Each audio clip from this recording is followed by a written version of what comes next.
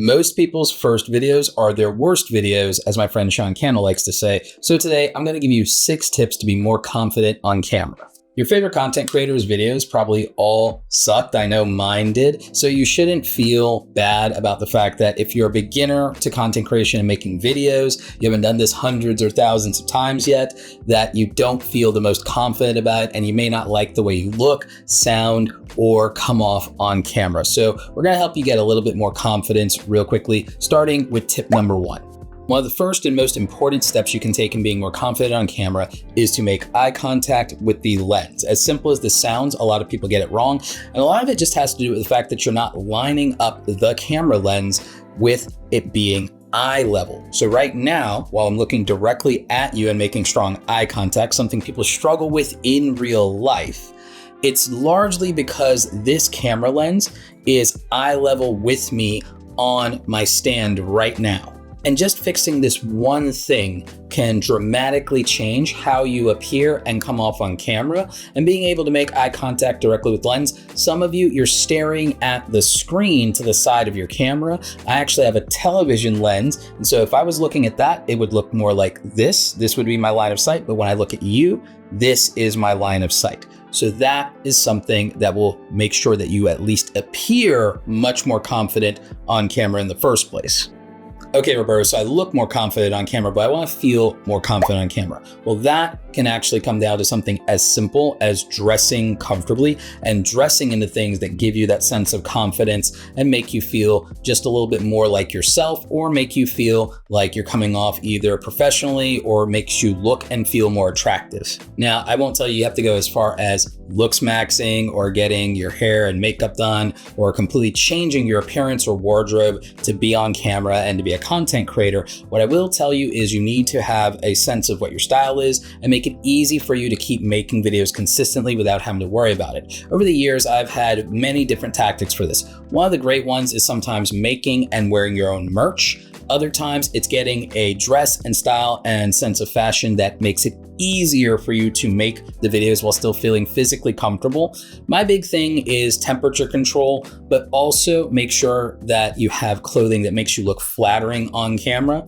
Maybe you need to wear something that becomes somewhat of your staple or your uniform. For a lot of content creators, this can be your merchandise, or it could just be certain clothing and accessory choices that you like and that make you feel good. I use green screen sometimes, so the easiest thing for me lately has just been to wear neutral colors like black or gray to make it easier for me in video editing.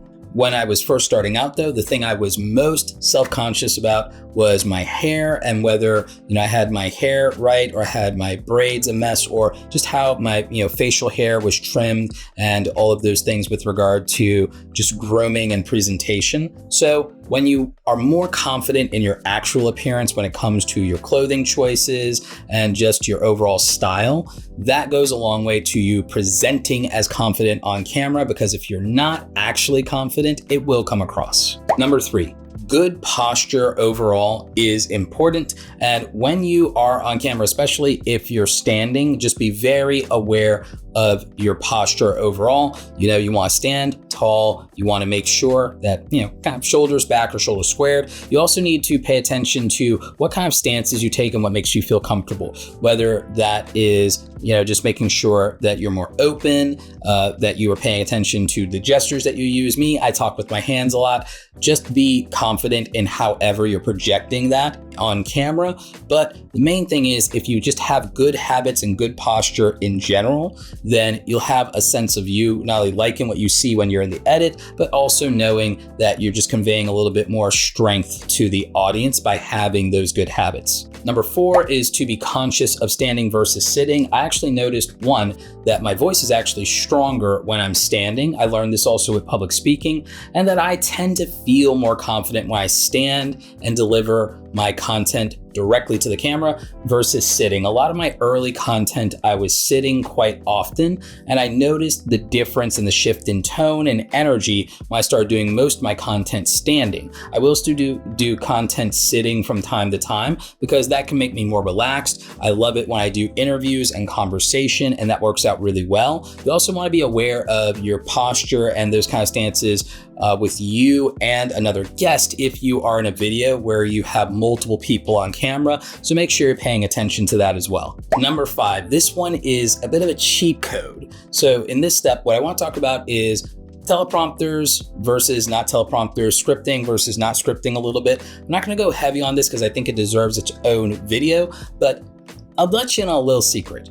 I do all of my content basically in one take. If I mess up, I keep the camera running and I run my, thing that I want to say, my lines, so to speak. I just say it again, or I say it better, or I say it differently, and then I choose which take I want in the edit. I just never stop rolling. I never stop filming. Now, this actually made my editing faster, and this is part of how I was able to go daily and do content. It also made me a better presenter and made me a one-take wonder, and that was before I ever became a public speaker speaking on stages. By the way, that one also definitely helped me with being more confident on camera once I had to do it in real life. So I started doing that more in like 2016, made a big difference in my overall content. Now, I actually don't use teleprompters, surprisingly enough. Even when I do super long form content, I don't. Part of it is because you'd be able to see it, or at least in my opinion, on my glasses, and I'm just not really good at keeping my tone and my energy right, scanning and reading those lines. I've had to use a teleprompter before when I was doing a course that I had to license to LinkedIn Learning a couple of years ago when I shot and filmed at their studio. I had to use a teleprompter for that. I didn't love that experience, but I did learn to appreciate it. So once in a while, that's okay. But if you're like me and you don't want to do that or use glasses, what could help you is if one, you know your material inside out and cold, that's what I do, but also sometimes you can use outlines and bullet points on your phone. And what you can do is glance at them in between takes, kind of get you back on track. That's even what I've done throughout this video in the jump cuts. I've just glanced at my phone real quick during a pause, make eye contact with the camera again, and then say what I have to say. And step number 6 for being more confident on camera does come down to practice, but maybe not in the way that you think.